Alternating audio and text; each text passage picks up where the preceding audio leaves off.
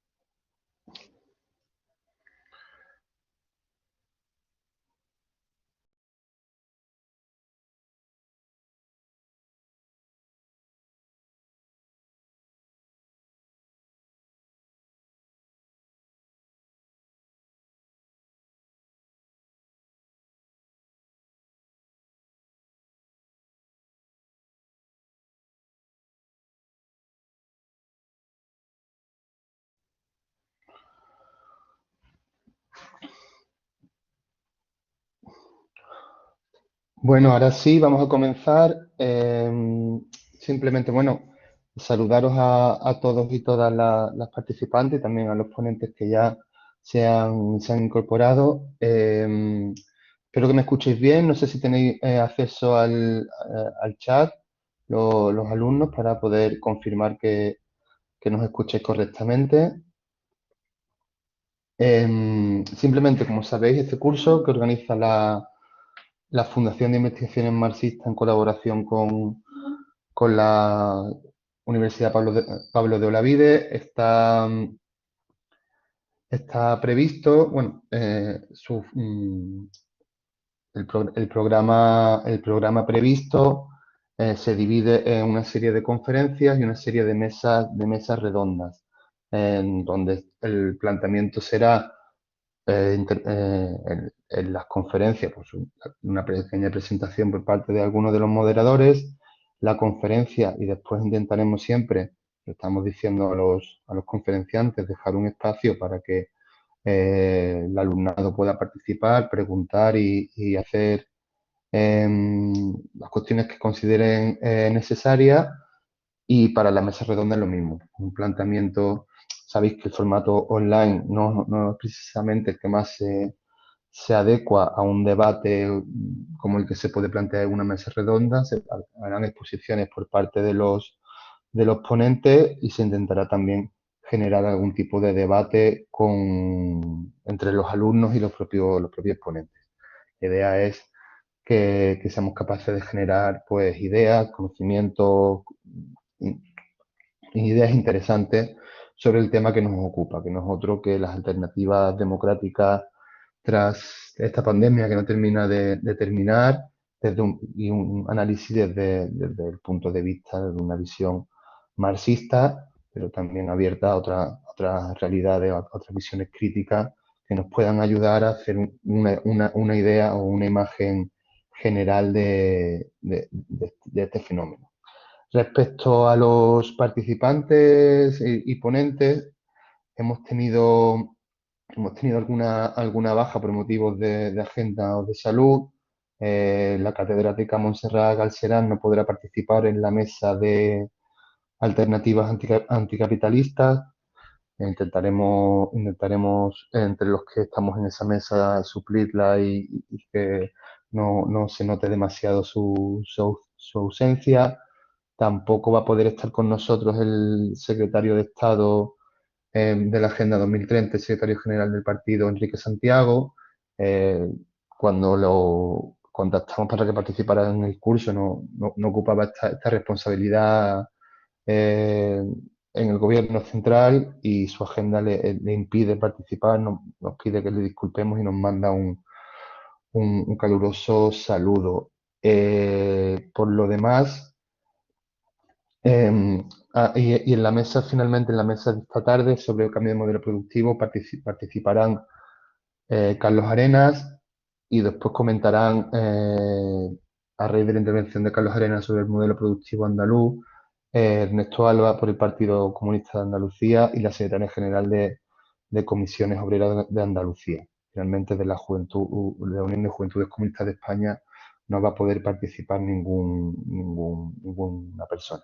Estos son los cambios que ha habido en el programa. Desgraciadamente, como sabéis, se hacen las propuestas muy al principio en el tiempo, y cuando va llegando la fecha, pues se producen siempre algunos problemas de agenda o de cambio que están fuera de nuestro control.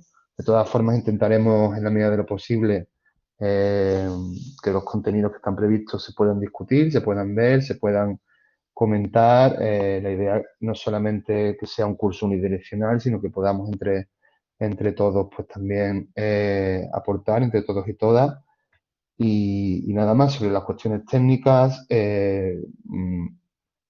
La plataforma que usamos, la plataforma Blackboard, la que llevamos usando en la universidad, tanto en Sevilla como en la Palo de la Vida, todo este curso que llevamos de docencia prácticamente online, curso y medio. Suele funcionar más o menos aceptablemente. Veo que hay compañeros que se están conectando y reconectando, deben tener algún problema de conexión. No sé si tienen algún problema específico, nos puede escribir o tanto a la sede en Carmona como a alguno de los ponentes. Y no sé si queda alguna cuestión técnica más, o le paso la palabra a mi compañera Paula para que también comente algunas cuestiones. En realidad lo has dicho todo ya, o sea que tampoco tengo mucho más que aportar. Solo quería, bueno, daros la bienvenida a todos y a todas a este pequeño evento que hemos organizado. La verdad que tanto Manu como yo estamos muy contentas con todo. Muchísimas gracias también a todas las personas que han formado parte de este proceso, a la gente de la Pablo Olavide, que han estado muy atentos a todo, y por supuesto al director del curso, a Francisco Sierra, por hacerlo posible. Y como decía, gracias a tanto a las ponentes y los ponentes como a las personas que estáis dedicando un lunes de julio a debatir un poco y hablar un poco sobre cuestiones de marxismo y esta situación tan extraordinaria que tenemos como es la de un entorno pandémico. Lo dicho, con respecto a cuestiones técnicas, creo que ya lo ha aclarado todo Manu, pero en cualquier caso, si hay algún problema o cualquier cosa que necesitáis comentar, tanto por el chat interno de Blackboard como si lo necesitáis por correo electrónico, por si queréis apuntarlo, el mío es la letra P, Velasco, @us.es, por si en algún momento hay algún problema que no se puede solucionar por la plataforma. Yo estaré atenta e intentando atender todas las necesidades que tengáis. Y quizá lo único que sí que se ha quedado un poco en el aire sería que para intervenir, bueno, lo primero que es conveniente que tengáis todos los micrófonos apagados para que no se haya interrupciones cuando esté hablando algún ponente, y que para intervenir pues podéis o bien pedir turno por el chat o levantar la mano y para que nosotras más o menos vayamos gestionando cuando estemos moderando las mesas, o bien si tenéis algún problema técnico y no podéis intervenir directamente con el micrófono, pues no pasa nada, podéis escribir la pregunta o lo que queráis plantear en el chat y nosotros lo trasladamos para que quede también grabado. Y si os parece bien, pues le doy la palabra a la primera mesa de... Bueno, si no hay ninguna pregunta o no hay nada que queráis comentar. Vale. La verdad que tenemos la suerte de abrir el curso por todo lo alto. Celsa López no puede matricular si está conectada. O sea, perdón, no puede conectar si está matriculada. Lo pasamos a servicio técnico, ¿vale, José Manuel? Mientras tanto, pues ya sabéis que estaba programada de 9:30 a 11 la primera charla, la charla de inauguración de este curso, que se titula La vigencia del marxismo en el siglo XXI, en la que van a participar el profesor doctor Edi Sánchez, que es de la Facultad de Ciencias Políticas y Sociología de la Complutense de Madrid, y además también es el director de la Fundación de Investigaciones Marxistas. También vamos a contar con Paula Garbín, doña Paula Garbín, que es directora de la Fundación de Investigaciones Marxistas aquí en Andalucía, y también contaremos con la persona que se ha encargado un poco de coordinar, de dirigir este curso, que es Francisco Sierra Caballero, el profesor doctor Francisco Sierra Caballero, que es catedrático en Teoría de la Comunicación de la Universidad de Sevilla. Bueno, nosotros nos despedimos por ahora, tanto Manu como yo estaremos pendientes por cualquier cosa que pueda suceder.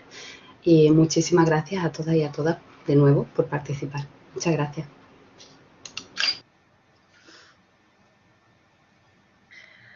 Bien, buenos días. Vamos a dar comienzo a la...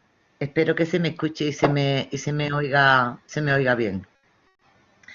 Vamos a dar comienzo a esta mesa redonda, primera y de presentación en general del curso y de los contenidos de este. Yo quisiera deciros que estoy muy orgullosa de estar aquí hoy y muy feliz de compartir con todas vosotras estos debates y estas reflexiones.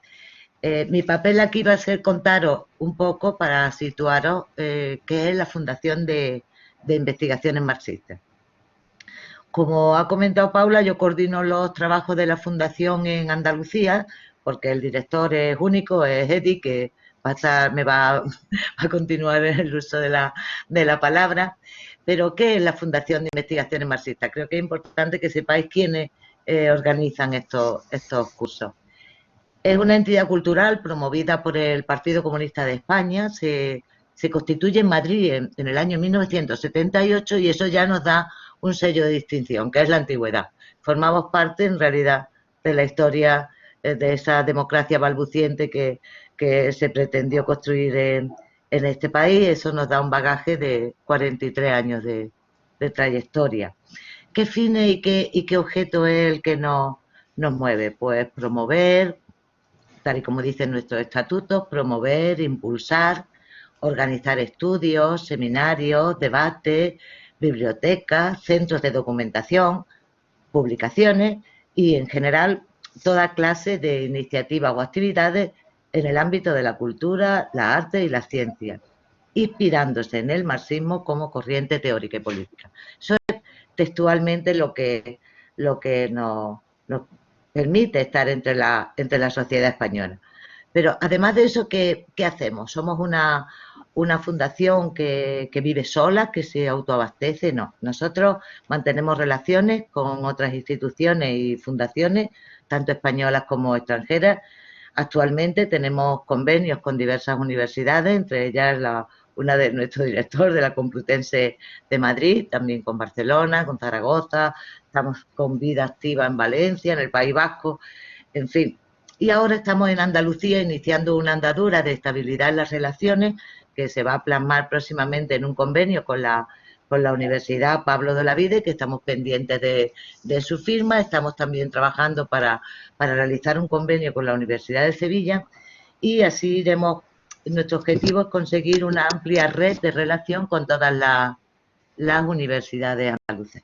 A nivel europeo formamos parte de una red que se llama la red Transform, que agrupa las fundaciones de este carácter, de carácter marxista, que existen en el conjunto de Europa.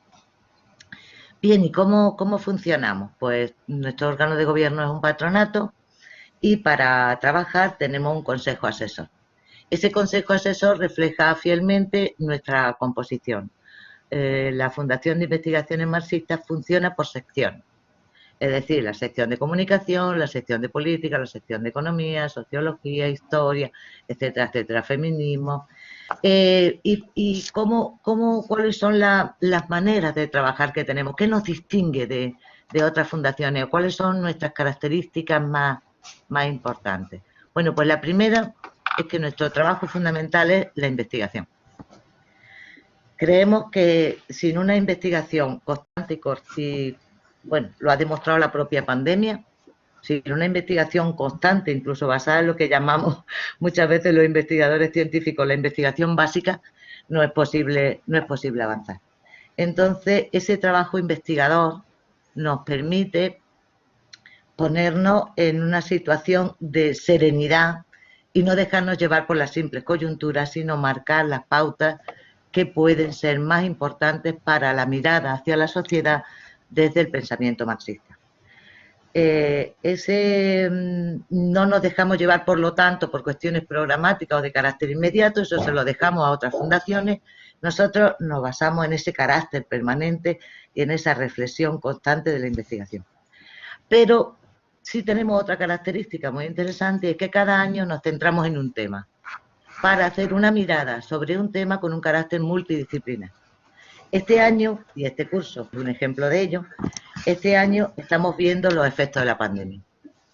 Bien, pues vamos a mirar desde todas las disciplinas que ha podido suponer, desde el ámbito de la política, del ámbito de la economía, desde el ámbito de la historia, comparando con otras pandemias, crisis brutales anteriores, es decir, desde una mirada plural y diversa, un mismo fenómeno. Este curso es un reflejo. Este curso de la Pablo de Olavide forma parte de esa estrategia que nos hemos marcado para este año. Pero este curso no es un hito ni un evento aislado. Y ya con esto termino mi introducción. Nosotros tenemos otra característica, nosotras nos dedicamos fundamentalmente a establecer redes estables. Es decir, si nosotros estamos hoy trabajando con la Olavide, no es un evento aislado. Empezamos con Rosa Luxemburgo, cuando hicimos su congreso homenaje con motivo del centenario que se celebró aquí, que lo organizó un profesor de Pablo Olavide, y a partir de ahí estuvimos trabajando también con el grupo de estudio de Joaquín Herrera, el que después ha dejado como herencia para esta magnífica universidad, y con un seminario sobre el capital que llevó el profesor Jesús Ross. Bueno, pues a partir de ahora queremos seguir así, esa línea de estabilidad. Y esa es la idea que queremos plantearos.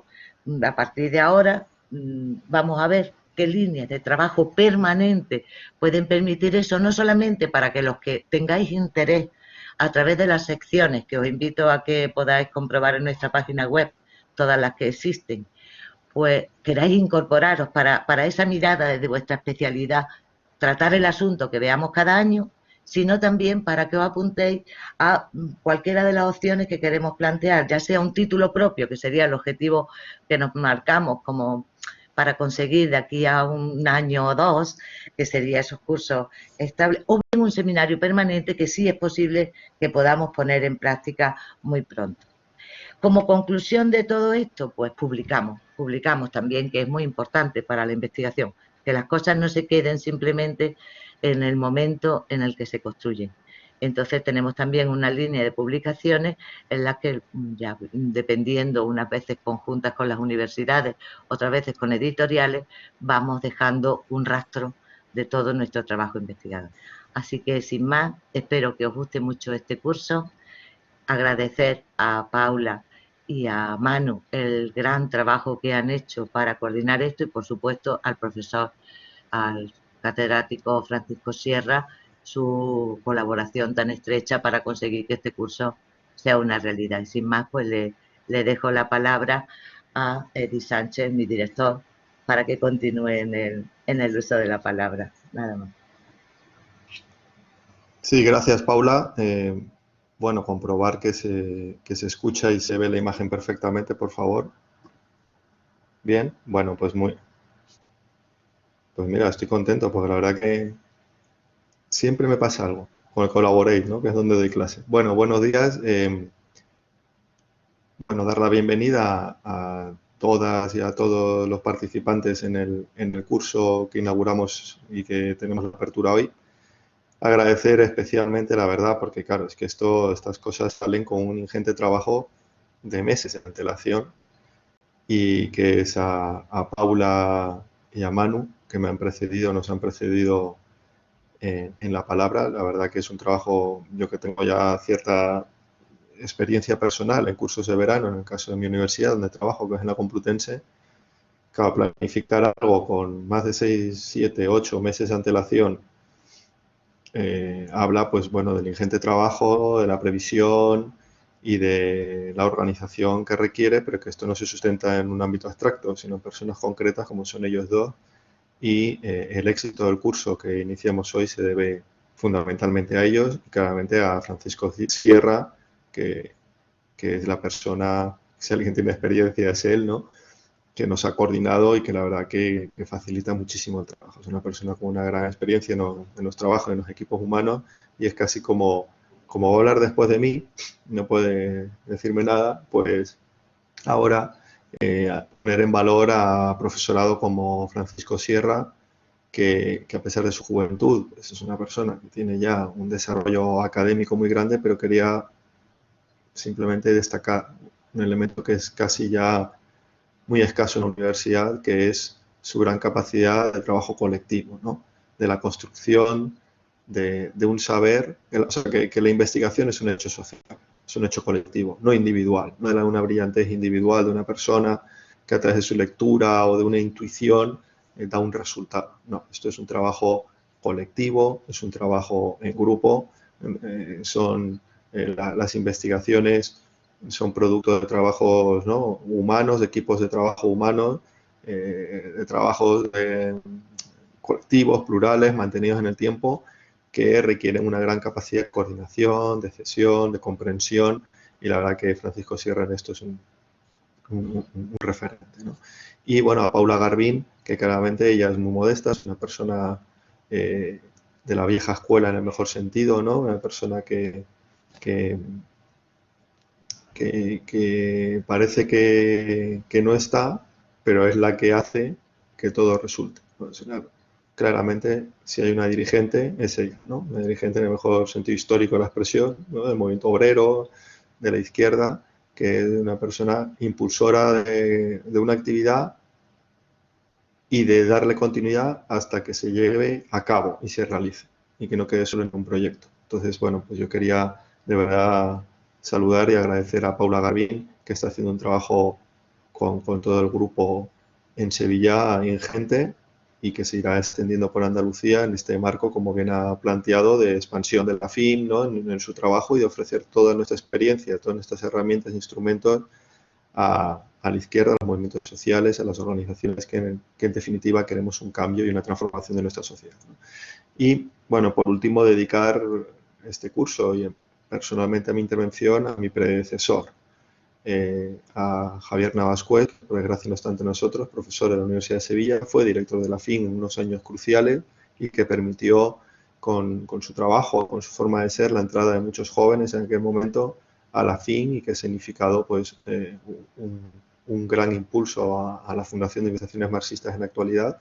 Y bueno, claramente uno de los planteamientos que siempre tuvimos en el trabajo son los cursos de verano en distintas universidades, y bueno, claramente yo no tenía ni idea de lo que era un curso de verano, ni la importancia que podía tener, pero él sí tenía esa visión.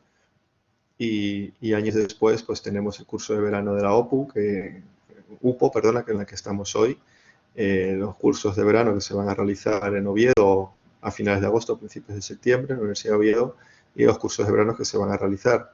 Curioso, se llaman de verano, pero van a ser a principios de octubre en la Menéndez Pelayo, donde la FIM pues vamos a tener cursos propios, lo cual habla pues de un trabajo importante y que, como decía Paula Garvin, giran en torno a profundizar en una idea, ¿no? ¿Cómo es el mundo?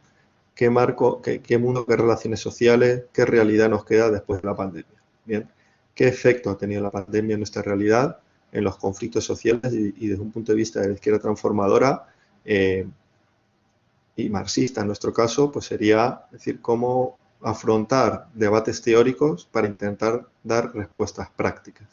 ¿Y cuáles son esas respuestas prácticas? Pues claramente toda la acción social y la acción colectiva dirigida a la emancipación, ¿no? A la transformación social, a la superación de un marco de desigualdades, el marco del capitalismo, una realidad estructural, y avanzar hacia una realidad en donde este marco de desigualdades, de crisis ecosocial, sea superada y claramente pues en un marco de superación humana del sistema que en los últimos siglos, últimos 2 siglos, depende de la sociedad en la que vivamos, 2 siglos y medio, 2 siglos, 3 siglos, hemos vivido como es el capitalismo.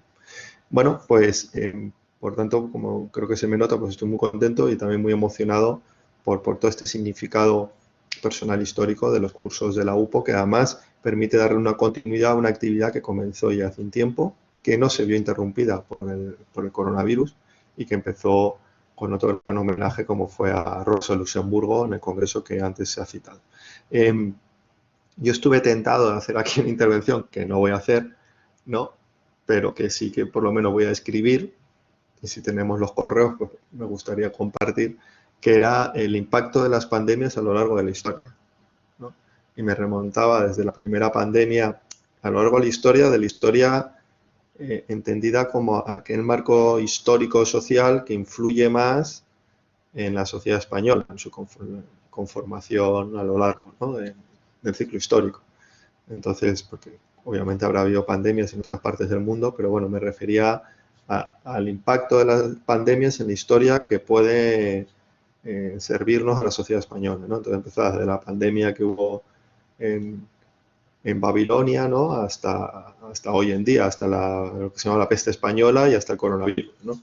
Pero no la voy a hacer, aunque la verdad que, bueno, he descubierto muchos elementos interesantes de cómo el marxismo puede aportar, ¿no? a esa secuencia, ¿no? A lo mejor algo digo en mi intervención de dentro de unos días. Pero ¿dónde voy a situar? Me voy a ser una persona disciplinada en torno al tema concreto que me parece clave, ¿no? Que es responder a preguntas. ¿Qué legado? El programa habla de marxismo. A lo mejor el término sería mejor marxismos, ¿no? Porque hay muchos marxismos. En el mismo programa podéis ver distintas orientaciones y formas de interpretar o de aplicar el marxismo, ¿no? Entonces, hay muchos marxismos. Entonces, la pregunta que yo voy a intentar responder es, ¿qué legado hay?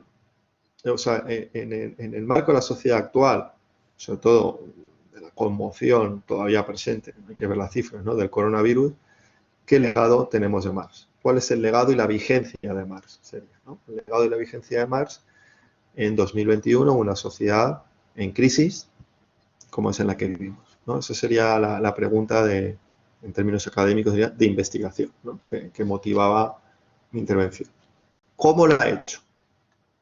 ¿Cómo he intentado afrontar esta respuesta? Pues modestamente he intentado leerme todo, por lo menos todo lo que he encontrado, que he podido, que he tenido capacidad de encontrar, todo lo que más o menos ha versado en torno a esa pregunta. Es todo lo que tanto en revistas culturales como en revistas académicas, como en debates periodísticos, ¿no? En la prensa o en las revistas teóricas de la izquierda, y a la izquierda en donde la FIN encuentra su referencia, ¿cómo han respondido a esta pregunta? Pero también en revistas liberales, ¿no? Economist, Financial Times, Economía Mundial de Francia. Es decir, en el marco coronavirus, sobre todo en los 3 meses más duros de la primavera del año pasado, es cómo ese debate intelectual afrontaba la crisis en relación a las ideas que tienen a Carlos Marx en sus referencias. Eso tiene que ver mucho claramente con el pronto, inmediato disparo que realizó Zizek, ¿no? El filósofo esloveno Zizek, con aquel, si se acuerdan, artículo que luego, con su gran capacidad de trabajar y editar, convirtió en un libro que se publicó aquí en Anagrama, así chiquitito, creo que de portada amarilla, que era en el que relacionaba el coronavirus como el golpe final al capitalismo, ¿no? A lo Kill Bill, decía. Entonces, en torno a aquel, y luego el libro colectivo, en el que también estaba David Harvey, ¿no? y otros, Balibar, bueno, que era el de Sopas de Wuhan, y los debates que se establecieron en torno al mismo, en el marco de izquierda, pero que trascendió, sobre todo en esos meses, ¿no? de gran catarsis, de gran consternación y de gran desorientación en los gobiernos burgueses del confinamiento global, al menos en Europa occidental. Porque, como saben, esto del coronavirus tiene distintas fases y distintos impactos en función de las sociedades, regiones y ámbitos geográficos en los que estemos, ¿no? Pero bueno, en ese contexto surgieron varios debates sobre, bueno, de hecho, Zizek ya no solo era el tema del marxismo, sino el comunismo, ¿no? A la vigencia del comunismo, que esto es algo que insisten varios filósofos de estos nuevos marxismos, de la necesaria recuperación del comunismo como referente. ¿En qué contexto? En el contexto de la crisis de 2008 hasta la actualidad. Pues con el coronavirus volvieron a incidir en ese marco y salieron estos trabajos que podéis encontrar, menos el de Anagrama, pero da igual, porque los mejores están abiertos en Internet. Bien, entonces, en ese contexto, lo que fui leyendo las respuestas o el impacto que tuvo bueno, ya saben que en el confinamiento hubo proliferación de actividades, ¿no? Y todo el mundo escribía, de debates que hubo en este tipo de revistas que antes he citado. Entonces, ahí empezaría por las liberales, ¿no?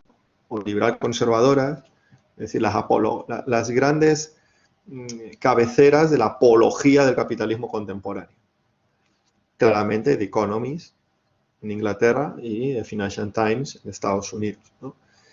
La gran apología del capitalismo entendió en su concreción histórica actual la globalización. Esa sería, claramente, una de las grandes preocupaciones que hubo con el coronavirus, era el debate que seguimos en él, que es si el coronavirus, con la crisis de 2008, ha significado el fin de la globalización, el freno a la globalización. Bueno, pues en ese contexto, el Financial Times y Economist, y luego con otra orientación, pero en esta visión liberal, economía mundial en Francia, me sorprendió, sacaron debates, incluso monográficos específicos sobre el tema de la vigencia de Marx en la actualidad. Y situaban tres elementos. Claramente cada una de ellas se abría como una gran crítica a Marx, en el que no tanto era a Marx como a la crítica a los sistemas socialistas, ¿no? A las experiencias socialistas anteriores. Pero cuando entraban en el tema de Marx, situaban la vigencia de Marx en un contexto de crisis ya generalizada en una sociedad confinada a nivel global, la situaban en tres, que me parecía interesante. Situaban la vigencia de Marx en establecer un legado válido en la actualidad al entender, no estoy hablando de revistas de izquierdas, insisto, ¿no? Sino de revistas, todo lo contrario, en situar el legado de Marx en torno a su capacidad de ver antes que nadie dos elementos. El primero es que el capitalismo, por su propia lógica objetiva, expansiva, se iba a conformar en un sistema mundial estructurado. Y que, claro, en el marco del coronavirus, donde un virus desata una pandemia a nivel global, tiene que ver precisamente no con la capacidad del virus de expansión, sino porque se ha generado precisamente un sistema mundial estructurado en torno al paradigma de la globalización, decía Economist, y que eso había permitido haber llegado a esta situación. Y intentaba rastrear qué marco teórico, qué filósofos, qué teóricos, ¿no? Habían entendido el mundo de esta manera, porque es la forma de poder también comprender cierto grado, ellos hablaban de solución o de encauzar, digamos, la situación. Y claro, se encontraban que sus grandes referentes, ¿no?, de libre comercio, como es Kant, o el idealismo alemán en general, pues, o Weber, ¿no?, pues no eran personas que habían planteado su obra o su debate teórico en torno a esta visión, pero Marx. Y efectivamente Marx, ya desde el Manifiesto Comunista, que es una obra muy pronta y en ciertos aspectos pues, muy madura, es decir, en donde Marx ni siquiera habla de la teoría del plusvalor, es decir, era un Marx en formación, pero el potencial tremendo, uno de ellos que tiene el Manifiesto Comunista, es precisamente esa visión de lo que Marx no lo vio, pero sí de plantear que avanzamos hasta que el capitalismo es el modo de producción que en su propia lógica expansiva, la necesidad expansiva de buscar beneficio, ¿no?, de extraer plusvalía, un beneficio cada vez en una escala, requiere cada vez una escala espacial mayor y que eso iba a conformar un sistema mundial estructurado. Esto Marx no lo conoció ni de lejos, como mucho al final de su vida en algunos aspectos, fruto del colonialismo británico, de un mercado, por cierto, más libre, más globalizado que el actual, pero un mercado circunscrito a ciertas materias primas y ciertos artículos agrícolas en el marco de la globalización, de la colonización. Pero bueno, la vigencia de Marx lo establece en esa visión de un sistema mundial estructurado. El capitalismo es un sistema mundial. Por tanto, no podemos analizarlo en torno al paradigma, que ahora vuelve a ser predominante otra vez, de entenderlo como diferentes realidades nacionales yuxtapuestas. O más que nacionales, regionales yuxtapuestas.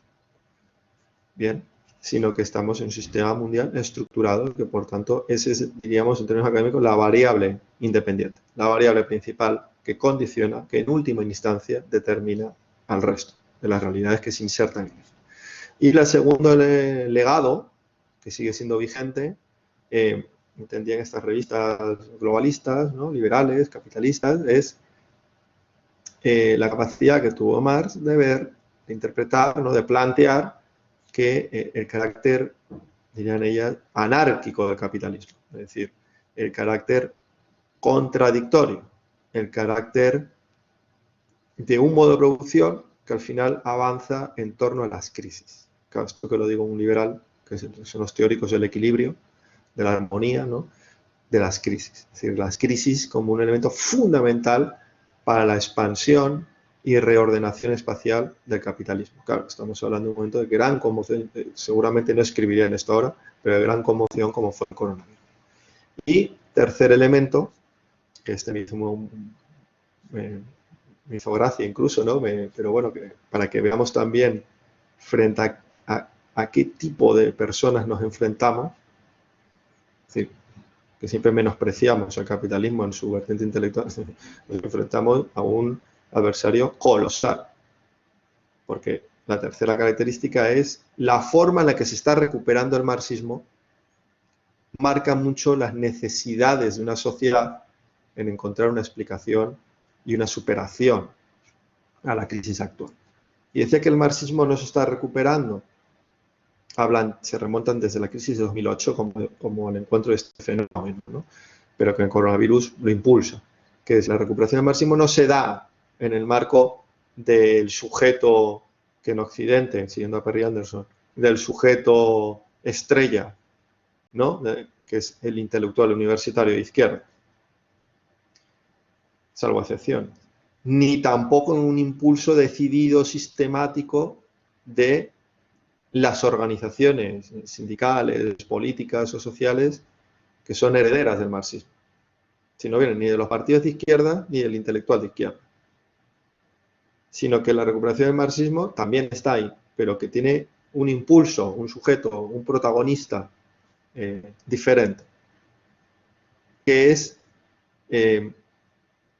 la propia crisis ha llevado a mucha gente a distintas formas de militancia y de activismo. Y en el marco de ese activismo, esa práctica, han surgido, dirían en estos medios, infinidad, pues como estamos haciendo hoy, ¿no?, de seminarios, de grupos de debate, ¿no?, de lecturas, de publicaciones, muchas de ellas artesanales, pero que en todo el mundo van proliferando, pues en barrios, pero no en la universidad, en la clase, sino cuando acaban las clases, pues en la hora de comida o después, ¿no? En un aula, es decir, de una manera, en marcos informales relacionados con un nuevo tipo de militancia y de una nueva generación que solo ha conocido la crisis. Son los protagonistas de la recuperación o de la formación o de un nuevo acercamiento al legado y la vigencia de Marx. Por ejemplo, en este programa vamos a tener personas que se han formado así y que ahora son profesores, pues diríamos César Rendueles, ¿no? Compañero mío de la facultad, uno puede decir, él en uno de estos marcos militantes fuera del marco universitario reglado o de cualquier organización, empezaron a leer El Capital, Pablo López Calle, el mismo Jaime Aja, ¿no? En cierta forma, pues yo mismo, es decir, ese es pero que eso se ha ido generalizando y expandiendo a nivel mundial, ¿no? Bueno, pues estas son las tres características que plantean estos medios liberal, ¿no? Liberal conservadores, pro globalización, pro status quo, donde sitúan el legado de la vigencia de Marx en un contexto de crisis del coronavirus.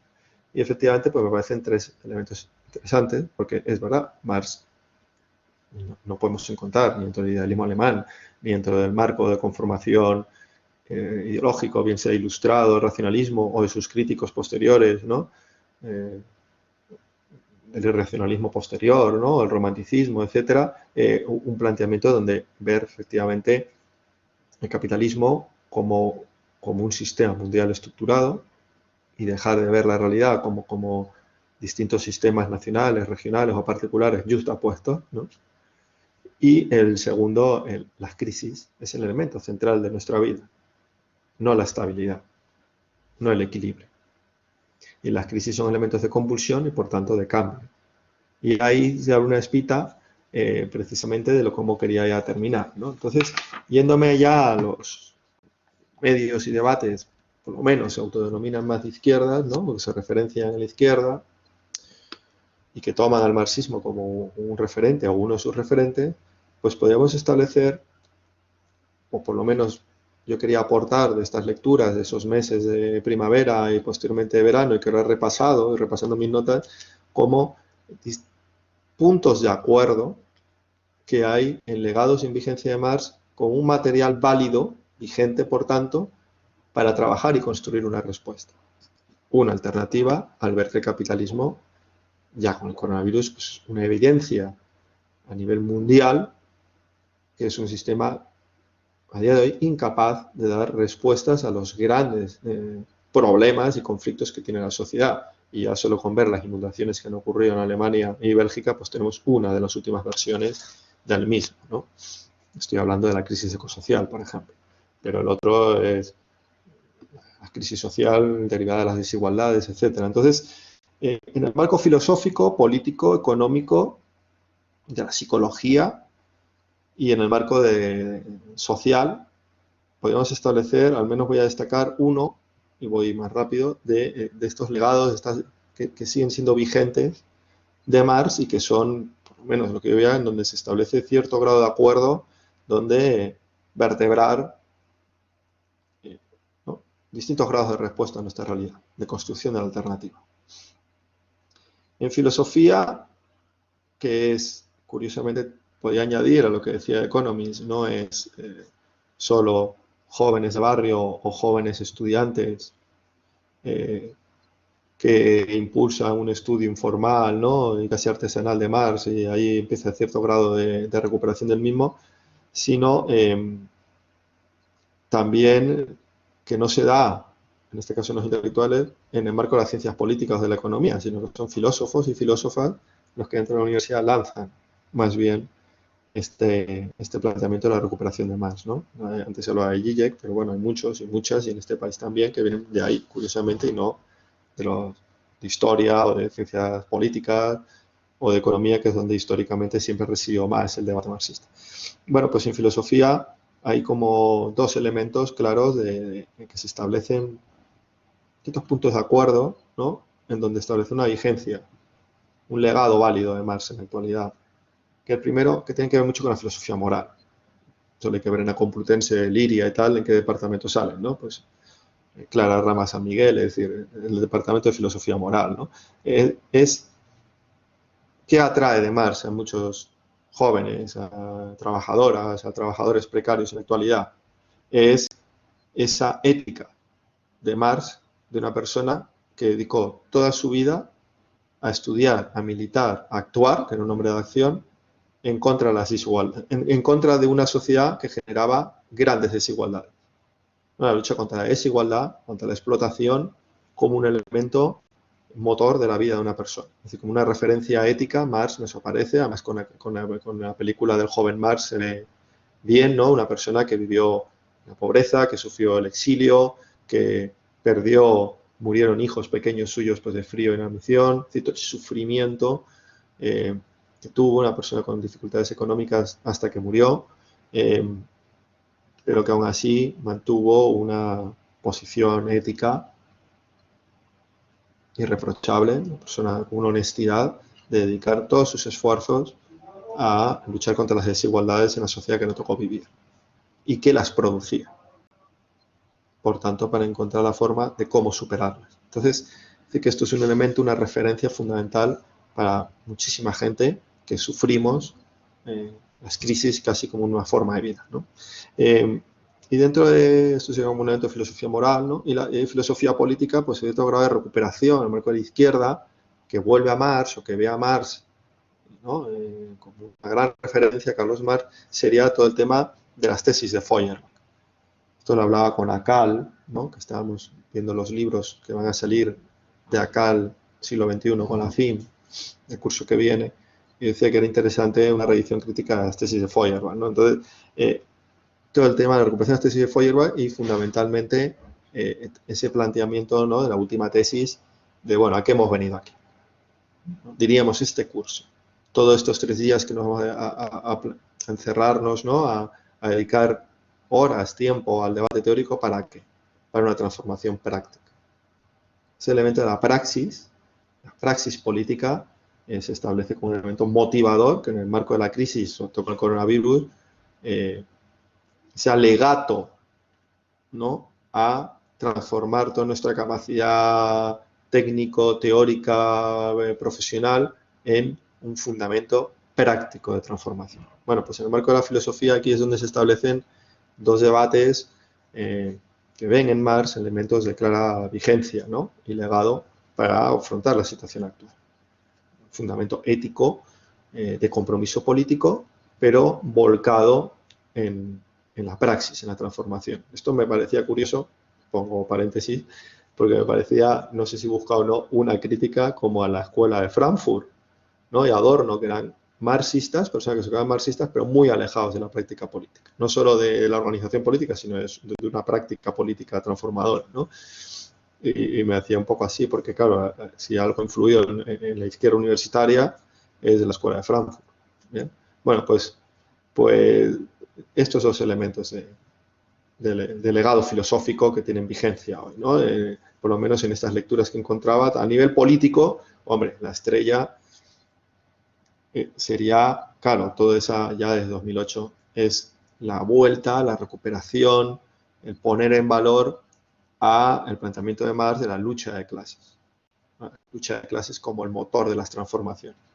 Por 2 aspectos. Primero, si tú entiendes que vivimos en una sociedad donde la crisis es el elemento fundamental que la estructura, claramente plantear elementos en torno a la armonía, pues son, como hace el funcionalismo, pues son de clara dificultad. Pero por el otro lado también por situar quién es el protagonista de la historia, quién es el protagonista cotidiano de la realidad, es decir, el hombre y la mujer, el ser humano, tiene la capacidad de transformar su sociedad, su medio, su realidad.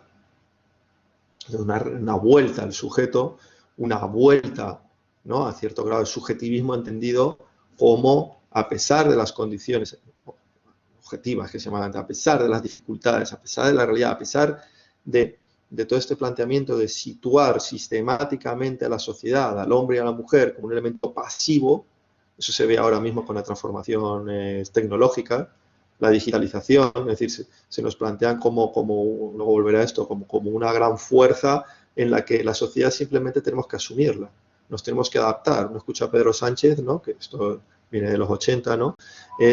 Lo que tenemos que hacer es adaptarnos, asumir cambios, pero cambios que vienen como una fuerza superior a nosotros, que nosotros simplemente tenemos que acoger de una manera pasiva. Pues no, el marxismo en la lucha de clases lo que viene a plantear es que en el centro del eje del cambio no está ni la tecnología, ni la tecnocracia, ni un cuerpo de élite como Pareto planteaba, sino el hombre y la mujer común es el gran protagonista de los cambios que hacen avanzar a lo mejor de la sociedad. Entonces, el planteamiento de la recuperación de la lucha de clases como motor de cambio es en el marco político uno de los claramente revival, ¿no? o legados que vuelven a tener claramente vigencia el marxismo para gran parte de la gente que hemos decidido rebelarnos frente a la realidad en la que vivimos. Bien, en el marco de, bueno, tenía más cosas, pero creo que este sería el principal, ¿no? Luego podemos tener los debates del Estado con Yesov, es decir, frente a toda la crítica, ¿no? Del neokantiano, ¿no? Del mundo neokantiano de los 70, 80, Bobbio, por ejemplo, donde Marx no tenía una teoría del Estado, ¿no? En los debates aquellos que hubo en el marco de la izquierda italiana, el Partido Comunista Italiano, en el momento que parecía que el Partido Comunista Italiano podía ganar, ¿no? Y bueno, ¿cómo va a dirigir el Estado italiano un partido comunista cuya doctrina filosófica y teórica no tiene una teoría del Estado, ¿no? Lo que venía a decir un poco Bobbio, que era un intelectual más relacionado con el Partido Socialista Italiano, que gobernaba en aquel momento Italia con la democracia cristiana. Bueno, pues el planteamiento de la recuperación del Estado, cómo Marx plantea al Estado como una relación social.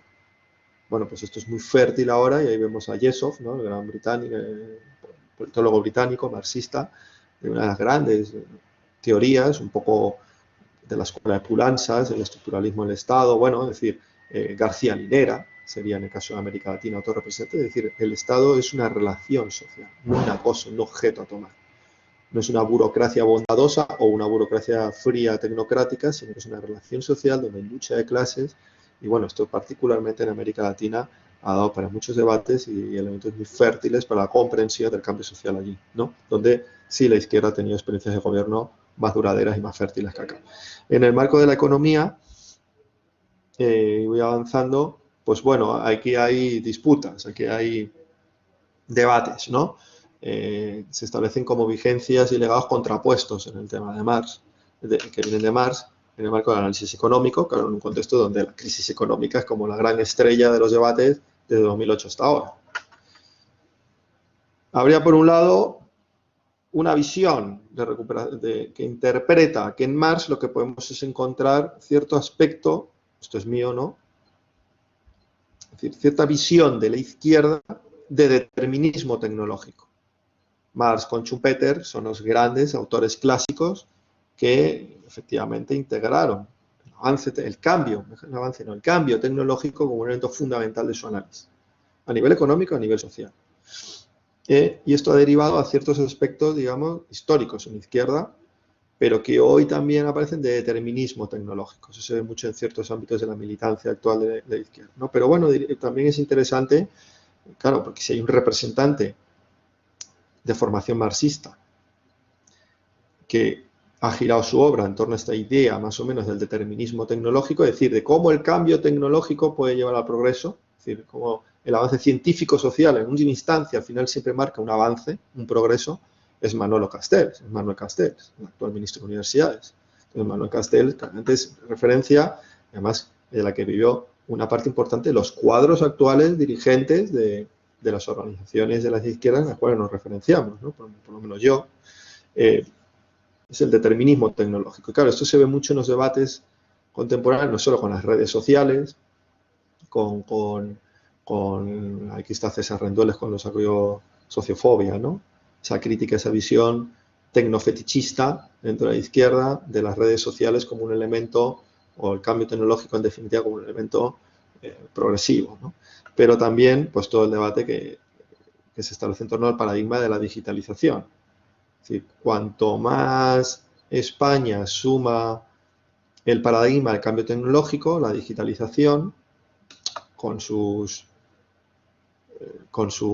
regulaciones, ahí está la ley del teletrabajo, etcétera, la sociedad española mejor estará capacitada para salir de la crisis y volver a una espiral de crecimiento económico y de reparto del mismo y tal, ¿no? Eso claramente es un discurso compartido en el gobierno y compartido en la Unión Europea y unas parte de la izquierda, los debates que tuvimos en el confinamiento, pues respaldaban su legitimidad de su posición de ver en la tecnología el elemento fundamental de cambio social en Marx. Bueno, esto ha sido muy criticado fundamentalmente en el marxismo no occidental, que es el mayoritario hoy en día, es decir, el marxismo que surge de las sociedades de Asia, ya sé que Asia es muy alto, pero voy a particularmente de la India, de África, particularmente de Sudáfrica y África subsahariana, bien, y de América Latina, particularmente los marxismos que surgen en Sudamérica, en el área andina, en los países de la región andina, ¿no? Es una crítica tremenda la que se interpreta de la izquierda europea, diciéndolo o no, sigue este paradigma científico-tecnológico. Toda la crítica de la izquierda no occidental, el marxismo no occidental, precisamente lo contrario. La tecnología tiene un arma de doble filo. Y eso está incapacitando a la izquierda europea, más allá de cierta retórica, a integrar de verdad en sus programas de gobierno, o programas políticos y sus programas de acción, precisamente integrar plenamente el potente discurso ecosocial o ecosocialista que se está conformando en la periferia del sistema mundo, ¿no? En los países de la periferia. Todo el discurso de la digitalización, aunque esté encubierto, del cambio tecnológico, de la aplicación masiva de nuevas tecnologías, ¿no? Se pueden encubrir en un discurso verde, el coche electrónico, ¿no? Hay un artículo buenísimo de una revista marxista en la India, muy crítica con esto, ¿no? Toda la asunción del coche eléctrico, es decir, donde lo verde, la ecología, es una retórica que al final fundamenta y legitima la recuperación del capitalismo en torno a las necesidades de reestructurar su estructura tecnológica, su demanda agregada, pero que no tiene el objetivo precisamente de afrontar la crisis ecosocial, ¿no? Entonces, este determinismo tecnológico es uno de los debates que hay dentro de la izquierda, pero hay dos elementos dentro del debate económico de Marx que sí son recogidos, ¿no? El primero sería la teoría de las crisis y de los ciclos. No voy a ahondar aquí, pero bueno, desde Kondratiev hasta Giovanni Arrighi, y ya por la derecha Schumpeter, asumen esto de Marx, ¿no?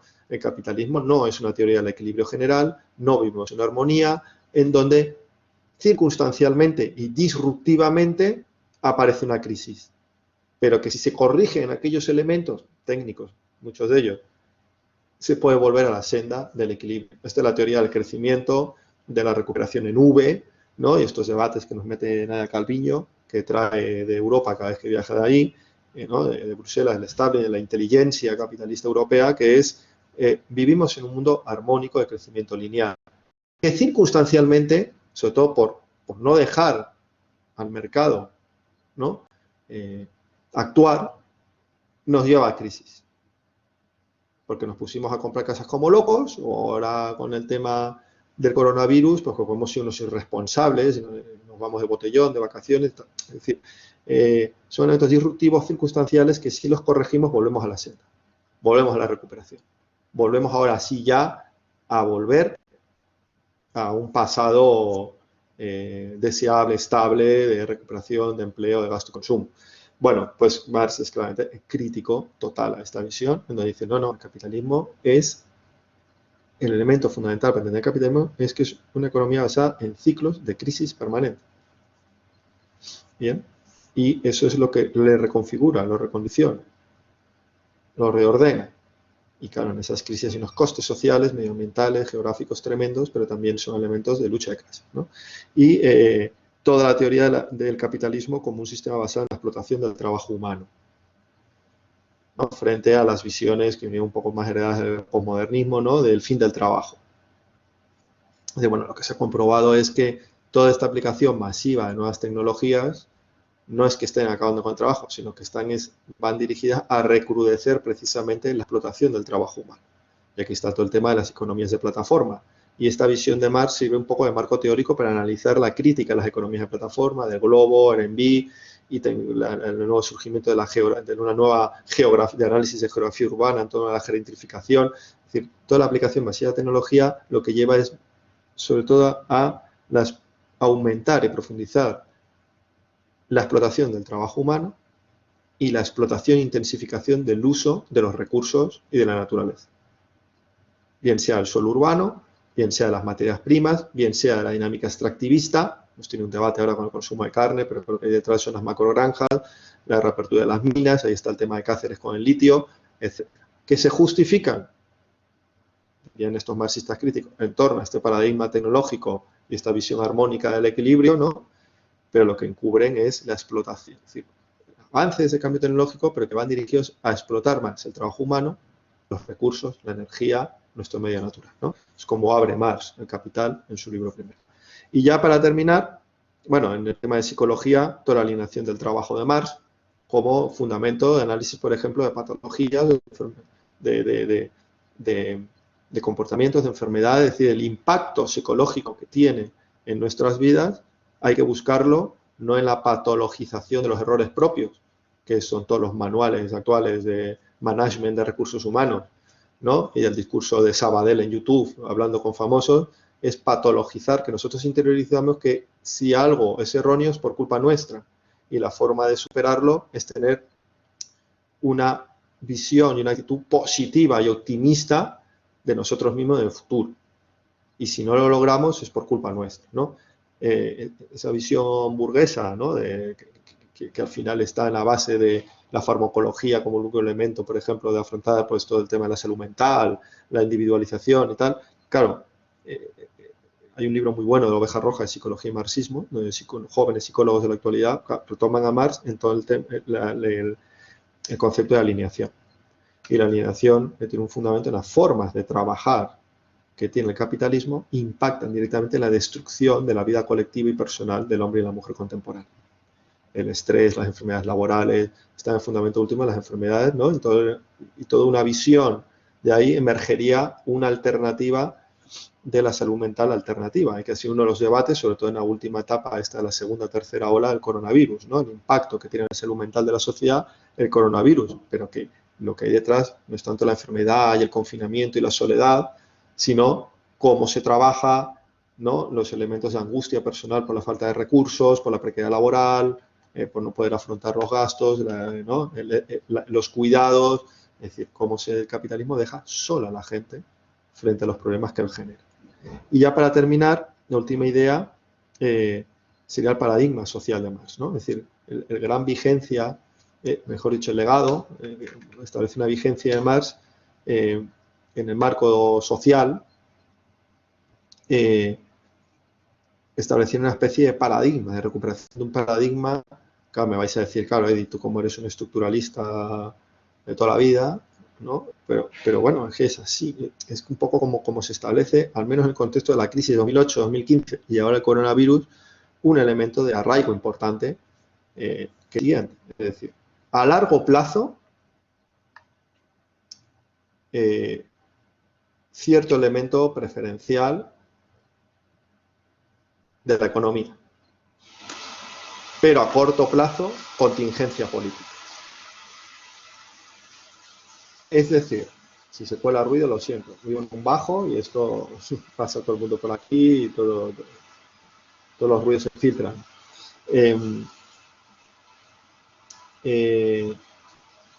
A largo plazo, esto es un poco confuso, ¿no? En última instancia, en la realidad, dentro del capitalismo, dentro de esta sociedad capitalista, en última instancia, en la realidad económica, el elemento central al análisis.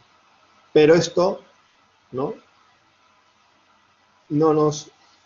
No eclipsa que en lo coyuntural, en lo inmediato, hay una tremenda contingencia política.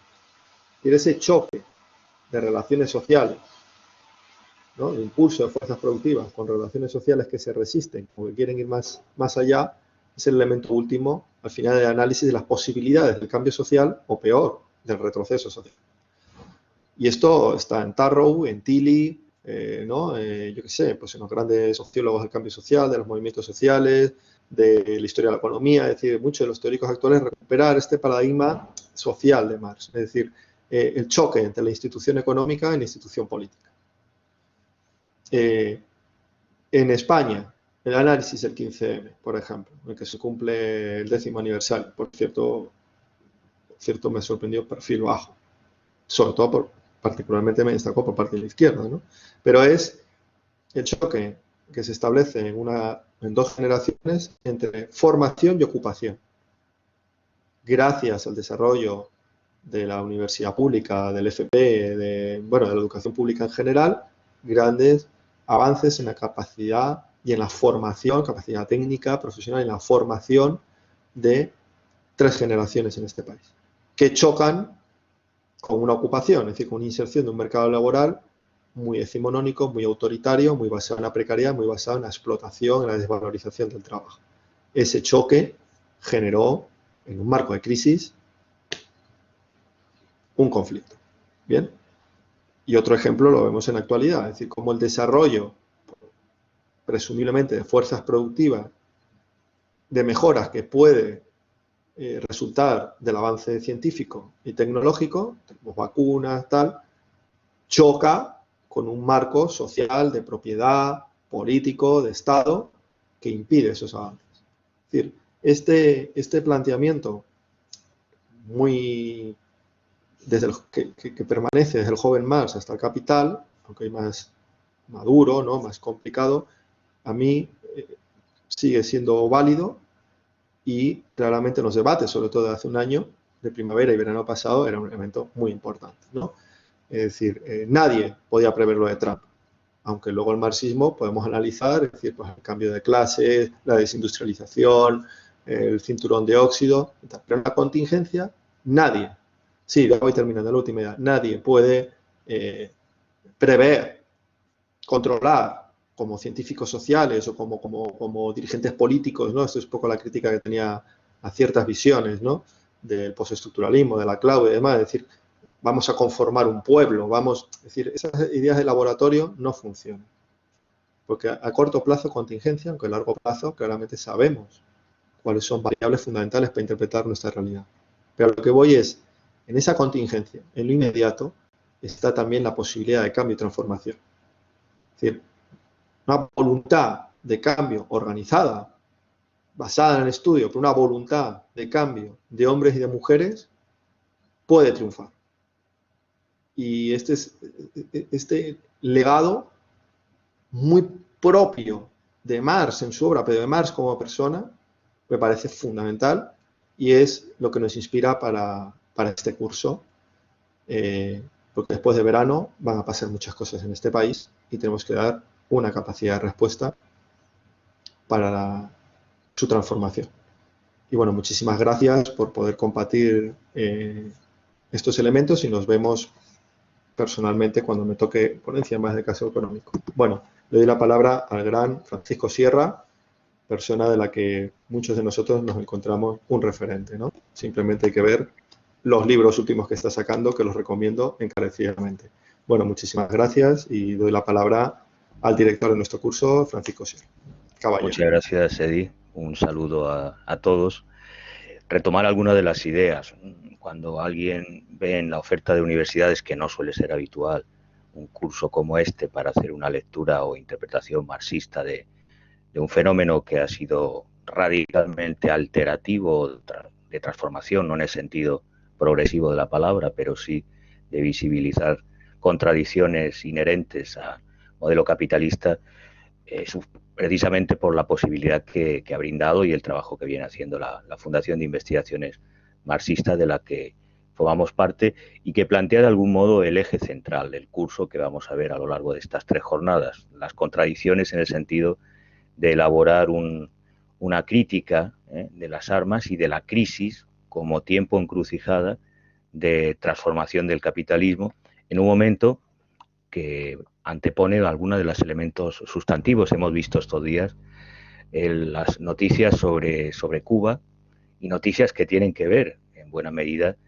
con este detonador que ha sido la pandemia, pero también con debates que llevamos arrastrando, citaba Edi, desde la crisis de 2008, yo diría incluso los debates sobre las alternativas ecologistas o de medio ambiente ante la emergencia climática, y en los que se despliegan una serie de dispositivos de dominio que es necesario deconstruir. Si hablamos, por ejemplo, de la noticia de Cuba, pues las operaciones Lawfare no es solo el fuego abierto, tiene un excelente trabajo de una compañera de la FIN, colaboradora, que apunta justamente el origen o génesis de la guerra jurídica, pero la guerra del Lawfare es también una estrategia mediática y es una estrategia, si hablamos del caso de Cuba, contrarrevolucionaria, en el que, sobre pretexto de la crisis que estamos viviendo con la pandemia, se ponen o despliegan a este respecto una serie de dispositivos de intervención de lo que llamamos guerra híbrida, que son operaciones que, como antaño la administración Clinton, se han desplegado a lo largo y ancho de América Latina y que en estos momentos justamente de gestión del COVID pues plantean debates sobre las relaciones, lo señalaba en su intervención, sobre el debate marxista Eddy, norte-sur de la geopolítica internacional, pero como señalaremos también algunos otros aspectos que hay que tomar en consideración. Por tanto, la primera lección que queremos anticipar en esta presentación es que la lectura marxista va mucho más allá de una lectura restrictiva en términos biopolíticos, como puede suceder con fenómenos como la farmacopolítica, de interpretar en clave individual o en clave de alteración y desorden lo que es un elemento constituyente de la estructura de poder y de comando del capitalismo. Es decir, tenemos que ver las dimensiones sociales, económicas, políticas, socioculturales también, que están en el trasfondo de esta crisis que estamos viviendo.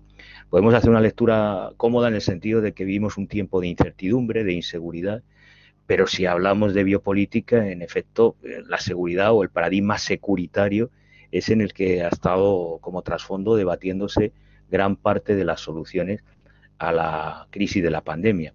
Y que, más allá del discurso de este sociólogo alemán sobre las llamadas sociedades de riesgo, lo que nos plantea es el escenario potente de transformaciones a las que se ve sometida el capitalismo o las soluciones para su reproducción ampliada en un momento, desde el punto de vista teórico, pero también en la práctica de las políticas públicas, en las que han sido puestas en cuestión muchos elementos. Quizá el más visible ha sido la contradicción con las farmacéuticas entre el derecho de propiedad intelectual, los copyright, las patentes y la necesidad de salud pública y, por tanto, de dominio público, de un conocimiento en buena medida positivado por las políticas y los recursos de todos, y considerando también el conocimiento que está sujeto también en este nuevo escenario de gestión de la crisis de la pandemia a una creciente privatización frente a la necesidad acuciante, yo diría impostergable, de socialización de ese dominio de lo común, de ese saber acumulado que tienen no solo, como digo, los departamentos de I+D+I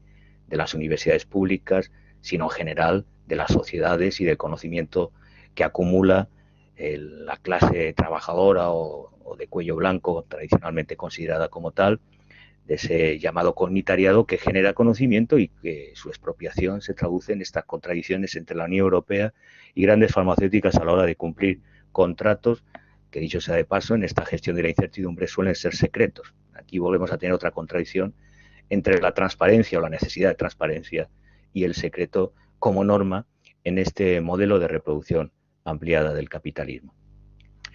No voy a desarrollar gran parte de los debates que van a poder abordar en cada uno de las mesas y temas monográficas que hemos planificado en el curso, sí adelantar algunas nociones que creo que son importantes en términos de cultura democrática y construcción de una perspectiva transformadora, de una perspectiva de la emancipación social, del horizonte en el que nos estamos moviendo, que tiene que ver en buena medida con la figura y composición del Estado y su papel en la gestión de esta crisis epidemiológica, pero también aspectos sustanciales de las formas de gobierno y de relación social en nuestra vida cotidiana, que se han puesto de manifiesto no son ni el caso obvio de la Comunidad de Madrid, sino, diríamos, en general en la mayoría de los estados, ¿no?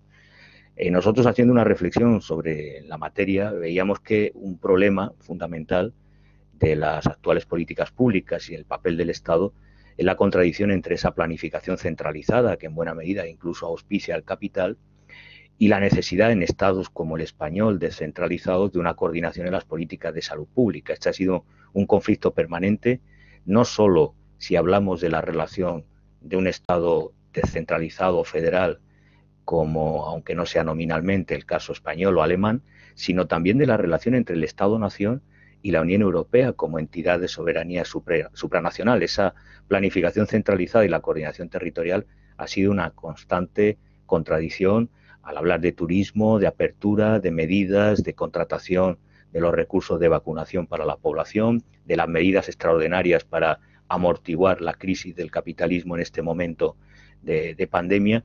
Y es un elemento que creo que debe llamarnos a la atención y considerar como un trasfondo de esa política institucional que se elabora con una creciente centralización y una necesidad de autonomía de los territorios, sean las ciudades, comunidades autónomas o los estados-nación, de poder acomodar esos procesos de atención a una crisis, sea económica o como la de salud pública que vivimos en este escenario.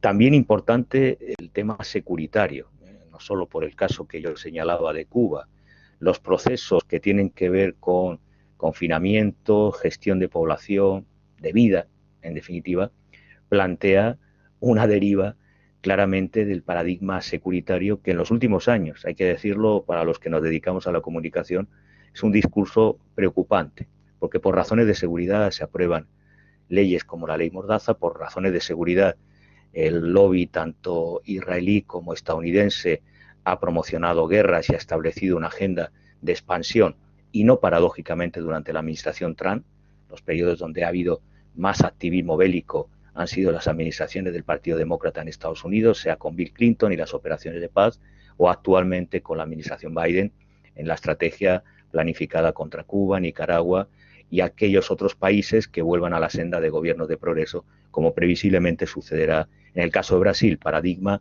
del fracaso de la política, digamos, neoliberal y autoritaria de gestión de la crisis de la pandemia.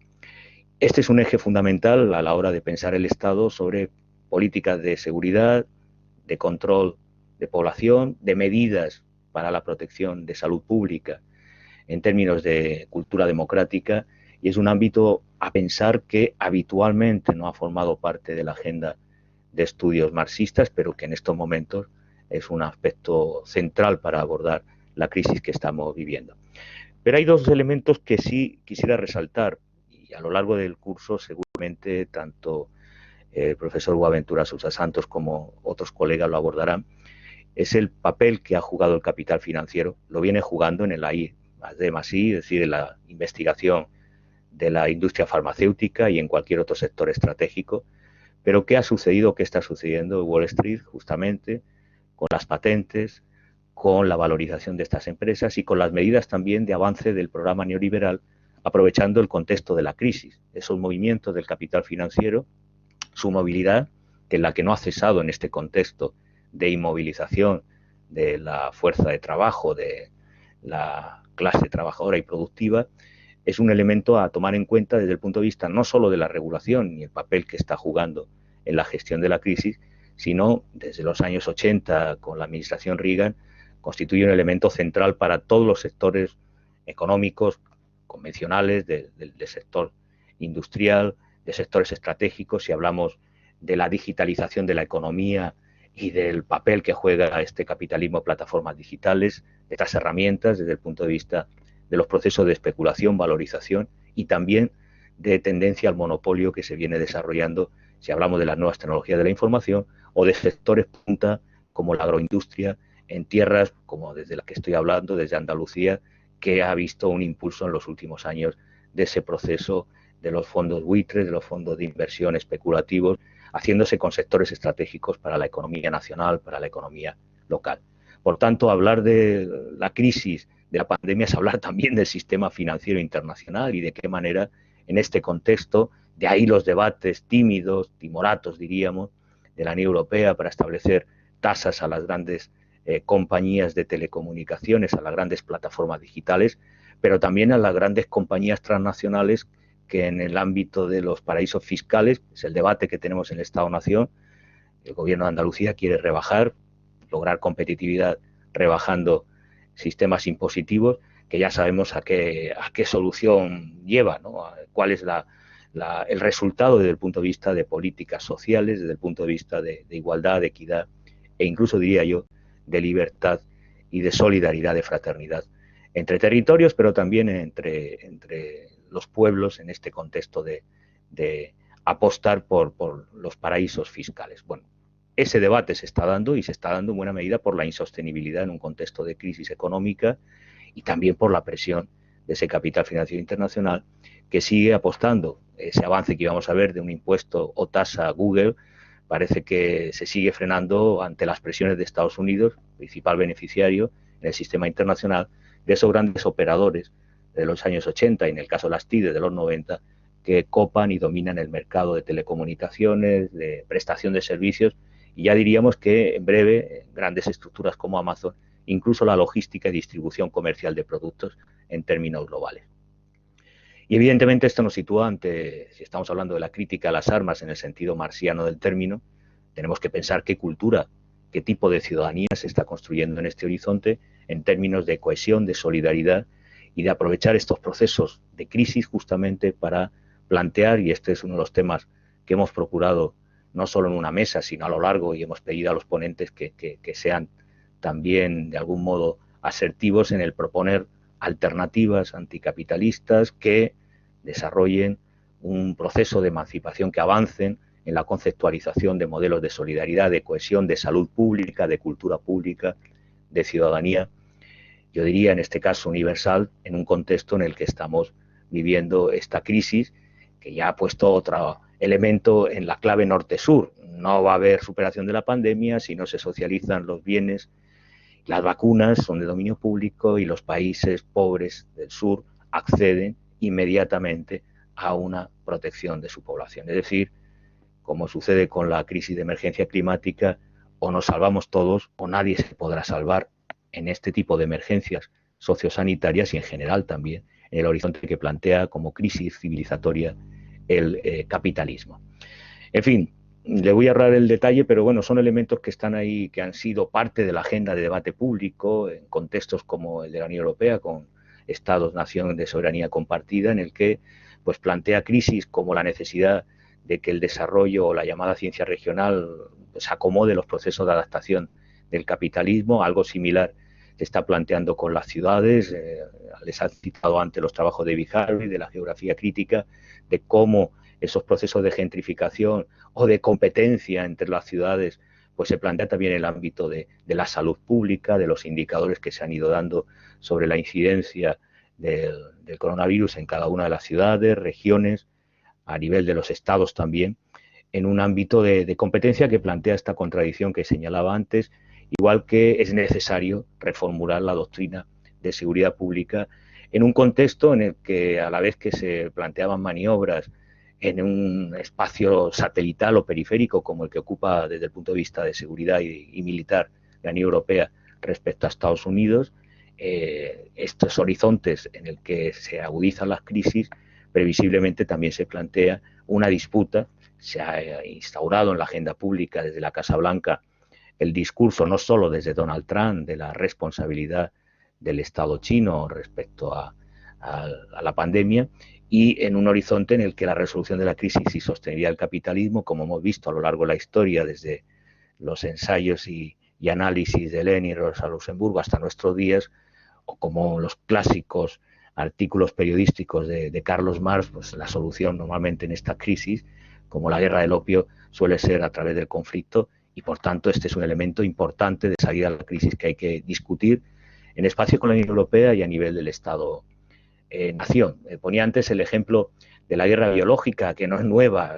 Cuba tiene una amplia experiencia de sabotaje de cultivos, de fiebre porcina, de dengue, y tiene una dilatada justamente experiencia de protección de su población y de la salud pública por la tendencia de acoso y derribo que el Departamento de Estado, el complejo industrial militar del Pentágono ha venido desarrollando históricamente.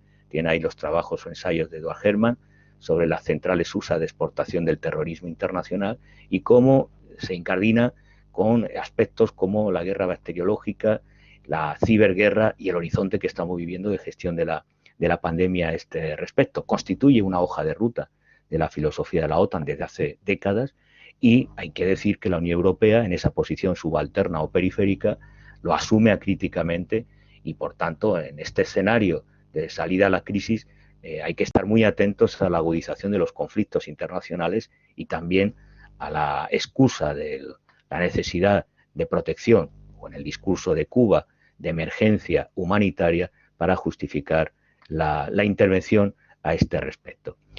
En fin, estamos hablando de situaciones de excepción que hay que pensar en esa dinámica o contradicción que decía Castoriadis entre lo instituido y lo instituyente que tenemos que entre todos discutir en este seminario. Vamos a procurar que tengan un tiempo de intervención para que de algún modo podamos poner en común algunas otras consideraciones. Voy a aprovechar la intervención, les aseguro que en este caso no estaba revisada con antelación la intervención de Eddie para señalar algunos elementos importantes. Él hablaba de la tecnocracia. En situaciones de crisis puede ser un discurso recurrente el de la búsqueda de los expertos. Se han plagado los medios de esos expertos en crisis víricas y es común también que volvamos también por el proceso de digitalización de la economía y de los fondos de la Unión Europea a esta salida de la economía neoclásica, de la crisis que vive el capitalismo, en esa lógica que casa muy bien con el principio hoy dominante de no man's land, de tierra de nadie, que se impone en los oligopolios de las plataformas digitales, impidiendo todo tipo de regulación y también de derechos que tiene la ciudadanía al usar esas plataformas, que no lo olvidemos, han ocupado gran parte de nuestro tiempo de confinamiento, de teletrabajo, de desarrollo de nuestra actividad. Es muy habitual que las crisis del capital se resuelvan con ese discurso oligárquico, tecnocrático, como salida necesaria a la crisis. Y por tanto, cuando hablamos de la regulación del sistema financiero, muy conectado con las grandes empresas.com, es necesario tomarlas en cuenta porque esos procesos especulativos que se están viviendo hoy día no son la primera vez, tuvieron lugar con el efecto tequila, desde el final de los 90 los procesos especulativos y las crisis bursátiles han sido constantes, de manera continua, muy vinculadas, por cierto, a estas empresas.com que hay que tomar en consideración. En un escenario, además, en el que la espectacularización forma parte constitutiva de la vida, nuestra vida en las pantallas, y también de la cultura en la que estamos inmersos habitualmente. Este concepto de lo espectacular integrado de Guy Debord, del situacionismo, pues es el elemento central para entender en qué coyuntura, en qué momento de contingencia política nos encontramos, porque cada vez más toda la vida social aparece como un problema estratégico de seguridad pública, de información u ocultamiento del algoritmo, justamente para hacer guerras híbridas, como en el caso de Cuba, o para buscar un proceso de concentración y especulación mucho más intenso a este respecto. Es un escenario que a mí me gustaría resaltar con dos elementos para concluir y ceñirnos al tiempo que estaba previsto en el programa, que es justamente un elemento de propaganda muy útil. Algunos epígonos de la Escuela de Frankfurt han tenido ensayos dedicados al miedo como un elemento fundamental. Es un elemento, desde Hobbes sabemos, de disciplinamiento y de control de la opinión pública, de unificación de las opiniones y también de disciplina, evidentemente, de todo tipo de emergencia y alternativa democrática. Y en ese escenario deberíamos situarnos para entender el estado de excepción, el estado de emergencia y las salidas autoritarias, no democráticas, a la crisis, que es, como sabemos desde el pensamiento crítico, una oportunidad para desarrollar alternativas de progreso, sean, por ejemplo, estableciendo nuevas formas de transparencia y de gobierno democrático en el ciberespacio, frente a la corrupción de los paraísos fiscales, a aquellos elementos del sistema público que generan desconfianza en la ciudadanía, o ante la gestión de las nuevas formas especulativas que se están desarrollando por agentes o mediadores del capital financiero que son ajenos, evidentemente, al escrutinio público y que ni siquiera tienen una legislación en la mayoría de los estados que fiscalicen sus actuaciones desde el punto de vista de la intervención o el intercambio del capital financiero a nivel internacional y de las diferentes estrategias de inversión en los estados-nación. En fin, estamos en un escenario en el que tenemos que pensar, como ven, muchas variables. Incluso señalaba Eddie a nivel individual, a nivel de la psicología social y de esa dimensión de la farmacopolítica que se ha instaurado, como señalaba algún ensayista como la Happy Gracia, también el discurso de la felicidad y de la solución a este respecto desde una visión crítica.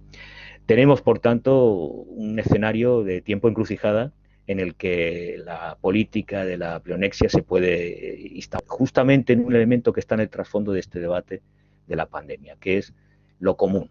Lo común, la salud pública, lo común como el conocimiento que hace posible a través de las patentes el desarrollo de vacunas que deben ser compartidas para poder avanzar en la protección social. Lo común también como la construcción de sistemas sostenibles ecológicamente, desde la economía y soberanía alimentaria de los territorios locales frente a este proceso de concentración especulativa del capital y los fondos de inversión que vienen desarrollándose en todos los sectores, insisto, no solo en el llamado capitalismo plataforma, no solo en las empresas.com o en otros ámbitos estratégicos que se han venido señalando en la literatura. Como saben, el neoliberalismo no solo es un relato, también es una política pública y es por la vía de los hechos, una práctica de organización institucional, que es lo que pone en el trasfondo, en una dimensión transformadora instituyente, el pensar lo común.